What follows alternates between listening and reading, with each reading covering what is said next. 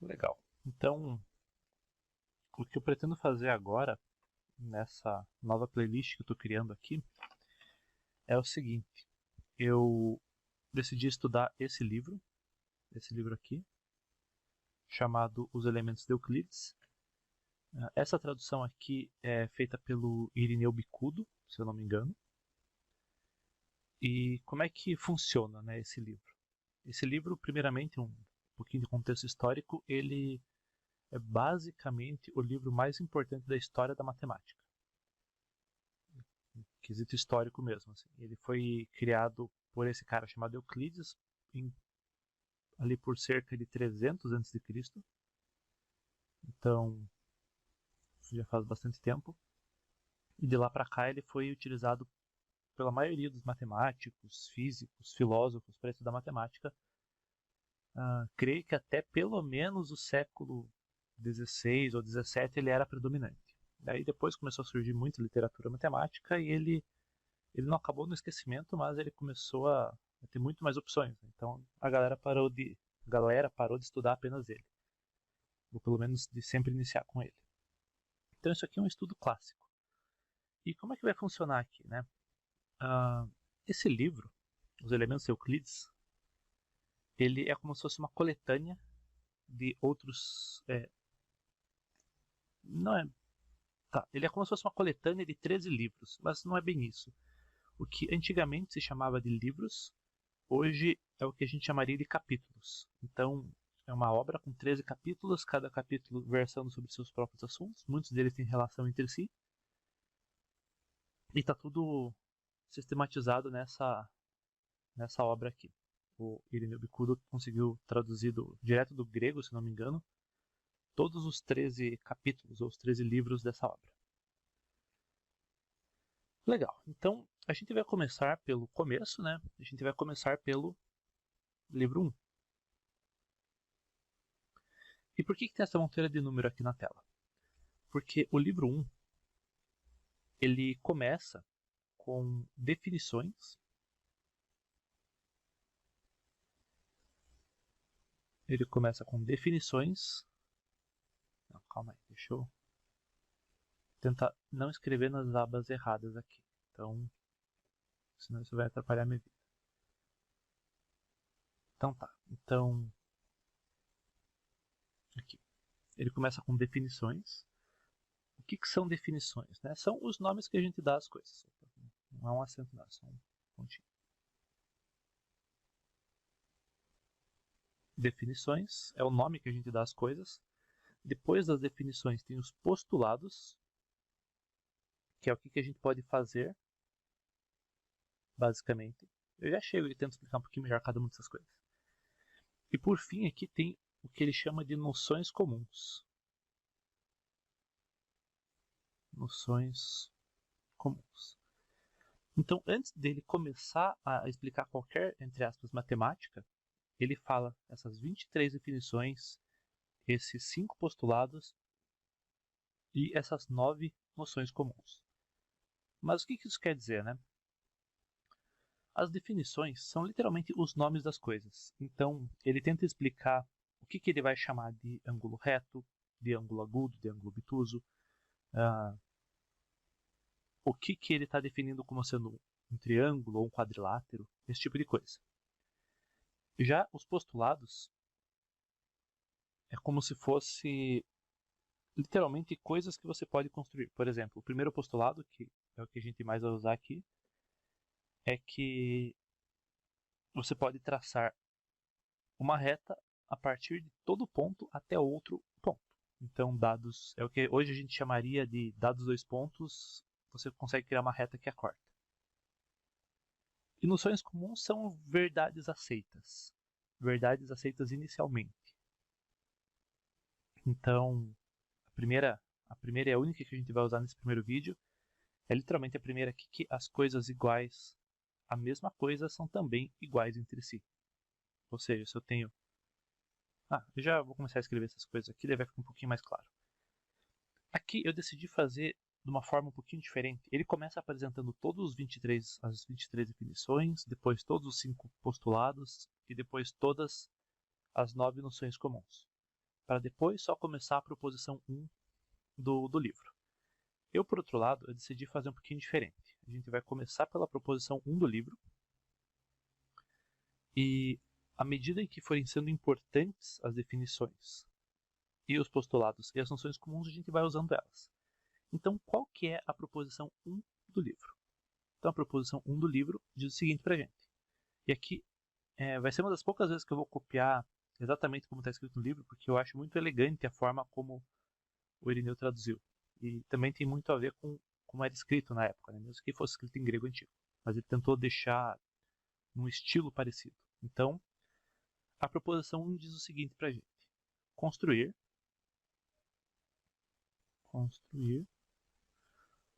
um triângulo equilátero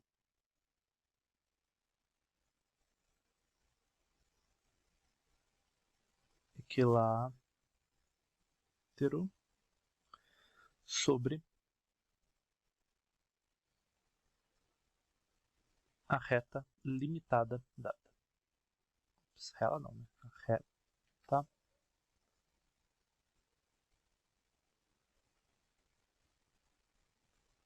limitada dada. Ou seja, vamos tentar entender o que ele está falando aqui. Eu suponho que a maioria de vocês já saiba vários dos termos aqui, né? Então, ele quer que a gente construa um triângulo equilátero. Ou seja, a gente precisa de duas daquelas definições, alguma que fale sobre o que é um triângulo e alguma que fale o que é um triângulo, em particular, equilátero. A gente precisa também saber o que é uma reta, né? Então, agora que a gente já sabe qual que é o nosso objetivo, deixa eu deixar um pouquinho menor essa coisa daqui. Rapidinho. Deixar pequenininho.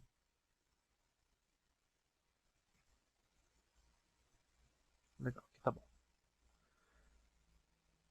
Vamos voltar aqui. Então, vamos voltar às definições. Aqui nas definições, será que consigo levar para baixo todas elas? Espero que sim. Consigo. Então, o nosso objetivo é construir um triângulo equilátero. Então, vamos lá. As definições que vão ser importantes aqui é a primeira definição de todas, que é... Ele escreve da seguinte forma. Ponto é aquilo de que nada é parte. Mas beleza, é a definição de ponto, então a gente já sabe o que é um ponto. Ponto é aquilo que nada é parte, a gente já conhece, né? Um pontinho. A segunda definição, linha é comprimento sem largura. Então, linha é um comprimento, só que sem largura. Aqui, claro que ela tem um pouquinho de largura, né? Um pouquinho de altura no caso, porque eu estou desenhando aqui com... Se fosse com lápis, por exemplo, ele tem a própria largura do grafite, esse tipo de coisa. Mas tem que ficar a ideia na cabeça. Então, uma linha é qualquer comprimento que não tenha largura. Então, você tem que pensar assim, alguma coisa do estilo de um fio de cabelo, muito fininho. Né? Quer dizer, extremamente fino porque não tem nenhuma largura. A terceira definição que a gente também vai utilizar é extremidades de uma linha são pontos. Então, extremidade de linha.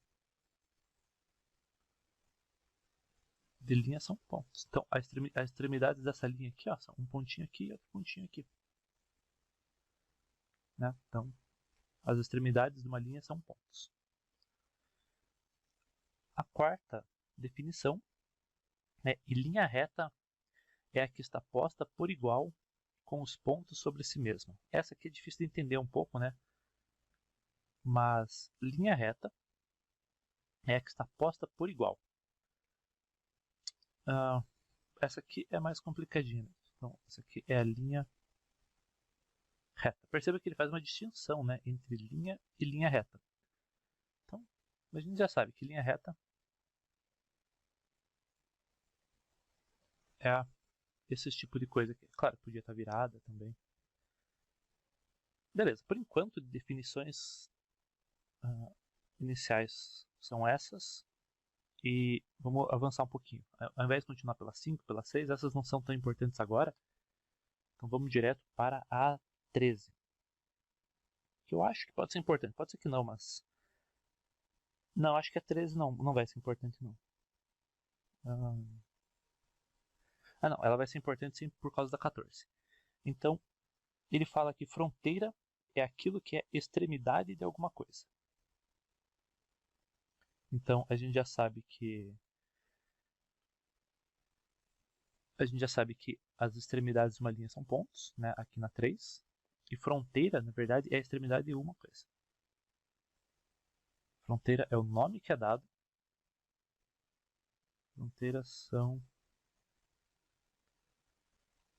extremidades de alguma coisa. Extremidades de algo.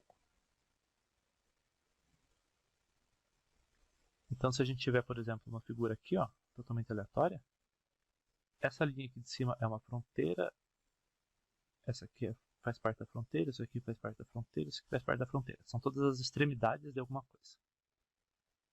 Legal. E agora sim, a 14. O que diz a 14? Figura é o que é contido por alguma ou algumas fronteiras. Então, agora, foi só agora que a gente definiu o que é uma figura. Então, figura é algo contido por fronteiras. Contido por fronteiras. Mas olha que legal. Olha como é que isso aqui é uma construção muito lógica, né? Para ele definir o que era uma figura, ele precisou definir o que era uma fronteira. Então, pronto. Eu coloquei aqui 5 fronteiras.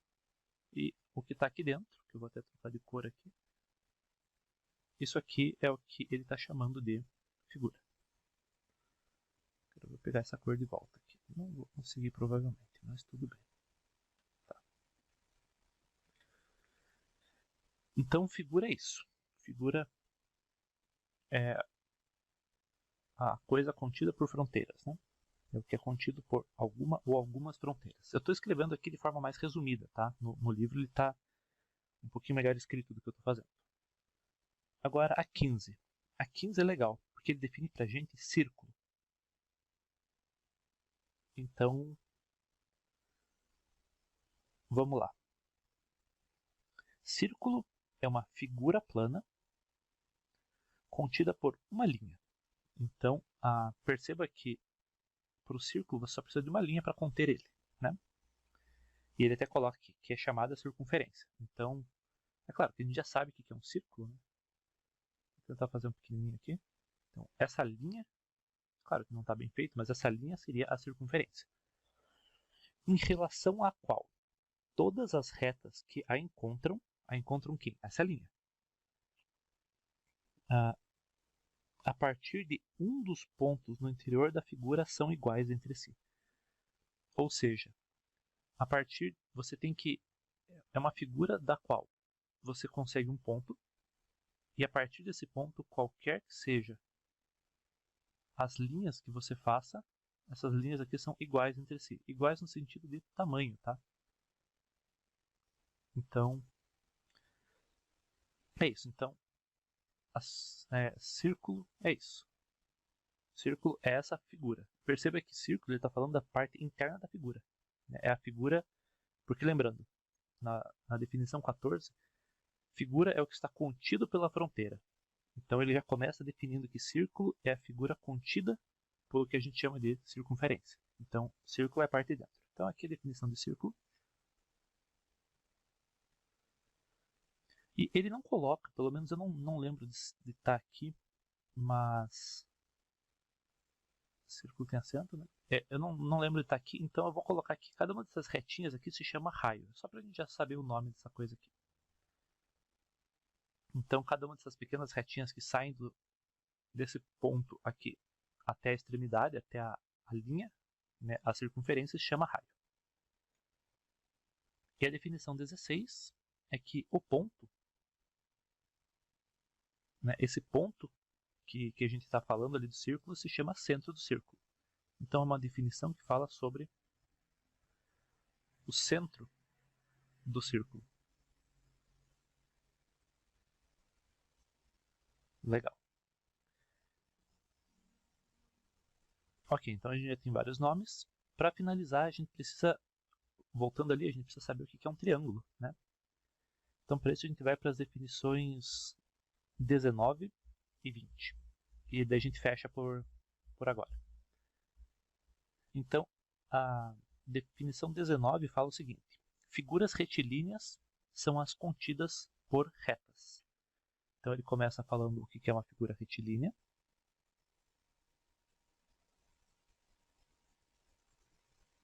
Retilínea. Ou seja, por exemplo, qualquer coisa assim é uma figura retilínea, né? A fronteira são retas, ela está contida por uma fronteira que é formada apenas por pedaços de retas. E continuando a definição, ele fala que ele chama de triláteras as por 3, ou seja, triláteras ou triângulos no caso, quando você só tem 3 lados retos, né? Então ele fala das figuras triláteras.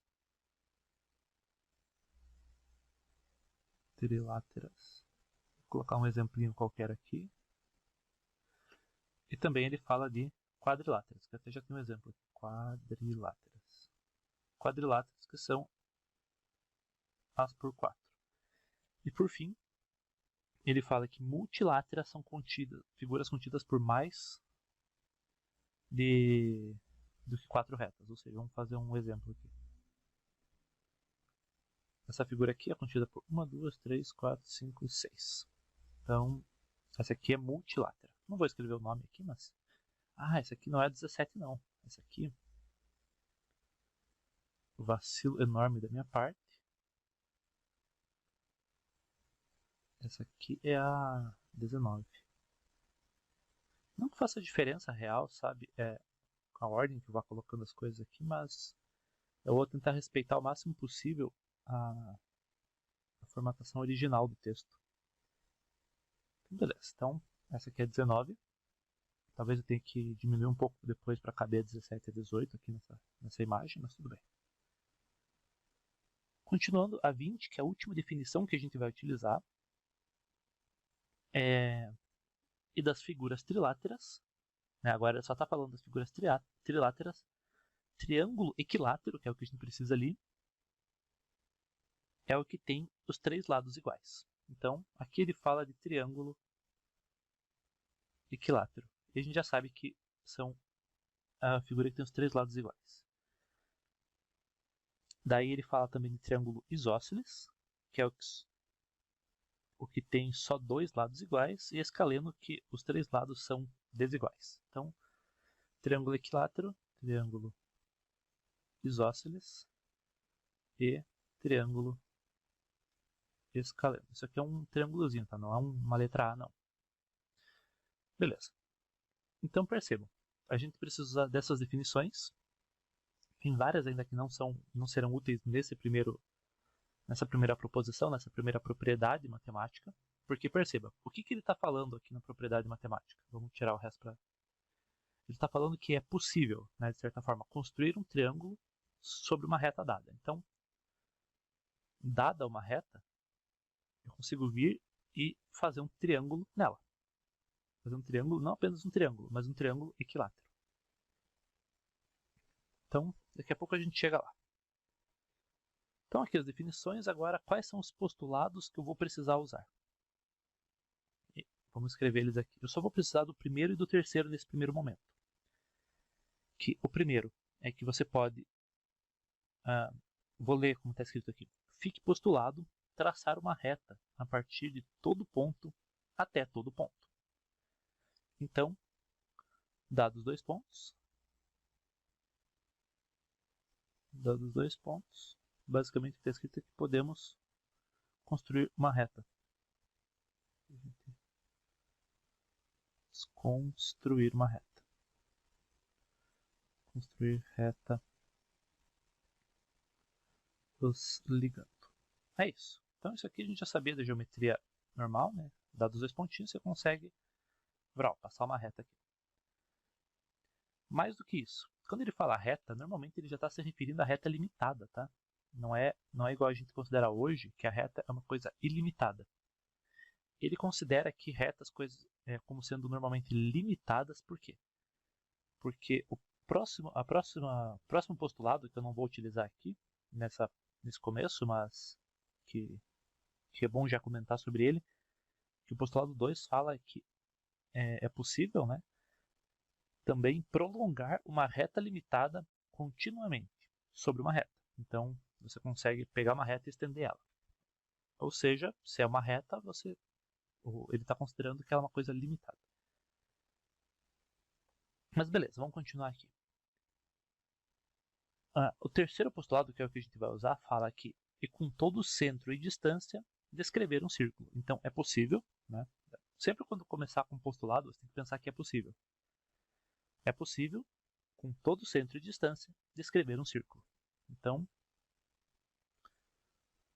se você tiver um centro, um ponto de centro, porque lembrando que aqui na definição, o centro do círculo é um ponto. Né? Então, centro e distância, que é o que a gente chama de raio, centro e distância, ou raio, você consegue construir um círculo. Esses são os dois postulados que a gente vai utilizar para essa primeira proposição. Por fim, vamos lá.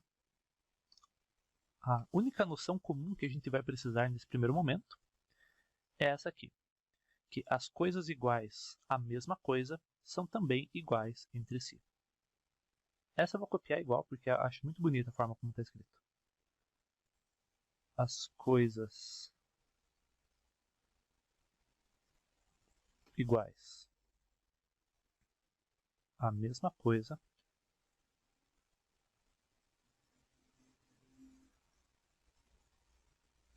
acho que não tem essa vírgula aqui. Não tem. As coisas iguais à mesma coisa são também iguais entre si.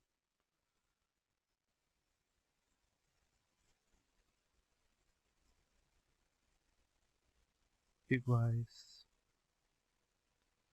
entre si. Então, vamos entender o que está dizendo isso aqui.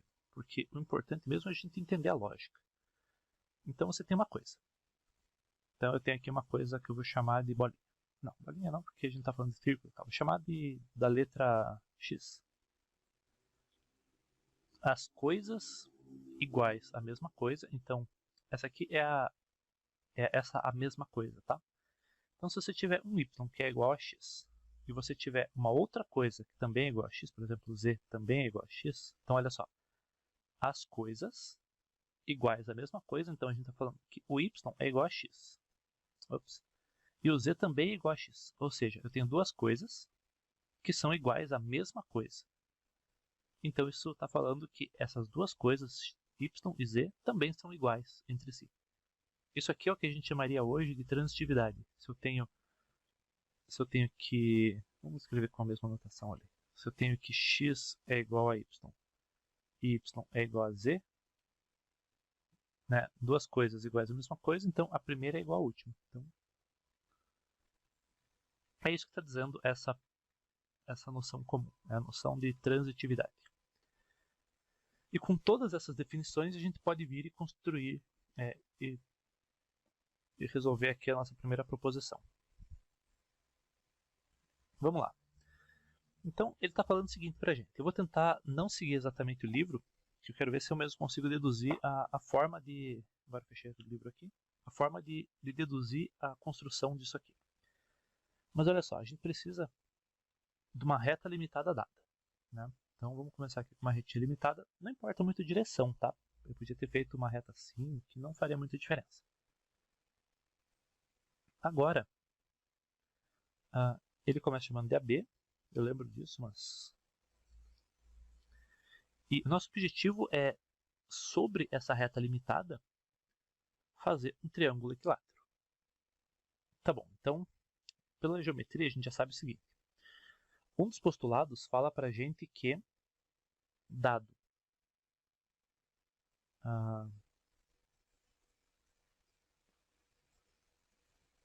centro e distância, a gente pode construir um círculo. Então vamos aqui pegar o círculo, né? Isso aqui é a lógica de compasso aqui. Deixa eu só fazer uma coisa circular. Aqui, calma. Aqui, agora tá... Não sei se eu fiz... Não, tá bom. Então, ó, com o centro em A. Essa é a ideia agora. O centro está em A.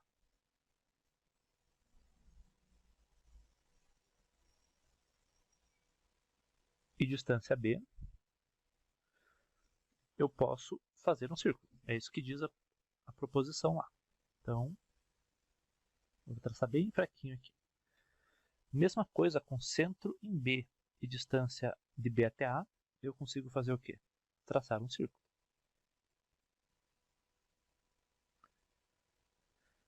Beleza, agora eu tenho dois círculos aqui. Vamos ver como é que a gente continua isso.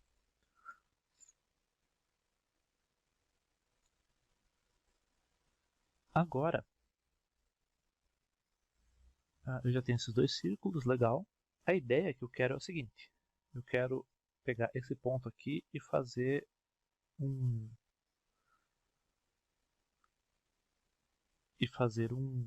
uma reta ligando esse pontinho até o A e até o B. Então, eu vou fazer isso. Então, eu vou chamar esse ponto, que é onde os dois círculos se cruzam, de C. Agora eu venho aqui, pego uma reta. Perceba que isso aqui sendo uma reta, não importa muito o tamanho. Na geometria grega, eles não permitiam retas com medida, tá? Era só um pedaço de reta mesmo. Então não era uma régua, era uma reta. Então beleza.